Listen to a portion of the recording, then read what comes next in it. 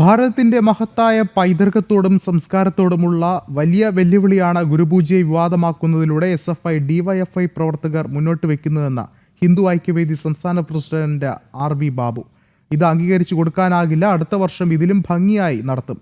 തടയാൻ പറ്റുന്നവർ തടയട്ടെ എന്നും RV ബാബു ജനം TVയോട് പറഞ്ഞു. ിന്റെ ശവകുടീരം തീർക്കാൻ വിദ്യാർത്ഥികളെ പഠിപ്പിക്കുന്നതാണോ യഥാർത്ഥത്തിൽ നമ്മുടെ നാട്ടിൽ ആഗ്രഹിക്കുന്നത്? SFI എന്ത് സംസ്കാരമാണ് വിദ്യാർത്ഥികളിൽ ഉണ്ടാക്കാൻ ആഗ്രഹിക്കുന്നത്? DYFI എന്ത് സംസ്കാരമാണ് നമ്മുടെ യുവാക്കളിൽ സൃഷ്ടിക്കാൻ ആഗ്രഹിക്കുന്നത്? സ്വന്തം അധ്യാപകന്റെ കുഴിമാടൻ തീർക്കാൻ പഠിപ്പിക്കലാണോ? സ്വന്തം അധ്യാപകന്റെ കസേര പെട്രോൾ ഒഴിച്ച് കത്തിക്കാൻ പഠിപ്പിക്കലാണോ? അധ്യാപകന്റെ കൈവെട്ടാൻ ശ്രമിക്കുന്നവരെ ന്യായീകരിക്കലാണോ? ഈ ഒരു സംസ്കാരമാണോ കേരളത്തിൽ നമ്മുടെ കുട്ടികളെ പഠിപ്പിക്കാനായിട്ട് ഈ സംഘടനകൾ ഉദ്ദേശിക്കുന്നത്? സ്കൂളുകളിൽ നടക്കുന്ന ഗുരുപൂജ ചടങ്ങുകളെ വിവാദമാക്കിയവർക്കെതിരെ അതിരൂക്ഷമായ വിമർശനമാണ് ഹിന്ദു ഐക്യവേദി സംസ്ഥാന പ്രസിഡന്റ് RV ബാബു ഉന്നയിക്കുന്നത്. വിവാദങ്ങളും പ്രതിഷേധങ്ങളും ഉണ്ടാക്കി ഈ ചടങ്ങ് അവസാനിപ്പിക്കാമെന്ന് ആരും നോക്കേണ്ട.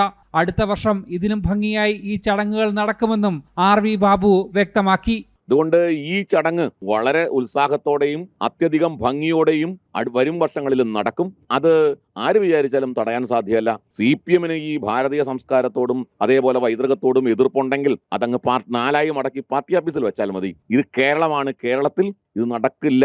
ഭാരതത്തിനോടും ഭാരതീയ സംസ്കാരത്തോടുമുള്ള ഈ എതിർപ്പ് അത് ഈ കേരളത്തിന്റെ മണ്ണിൽ നടക്കില്ല. ഇത് പരശുരാമ കേരളമാണ്, ഭാർഗവ കേരളമാണ്, ഇത് ശങ്കരൻ ജനിച്ച നാടാണ്, ഇത് ശ്രീനാരായണ ഗുരുദേവന്റെ നാടാണ്. ഈ കേരളത്തിൽ CPM-ന്റെ ഈ തിട്ടൂരം ഒന്നും കൊണ്ട് ആരെങ്കിലും ഭയപ്പെടുത്തി കീഴ്പ്പെടുത്താമെന്ന് ധരിച്ചാൽ അത് വിലപ്പോവില്ല. ഭാരതീയ പൈതൃകത്തോടും സംസ്കാരത്തോടുമുള്ള വെല്ലുവിളിയാണിത്. അതിനെ എന്തു വില കൊടുത്തും ചെറുക്കുമെന്നും RV ബാബു അറിയിച്ചു.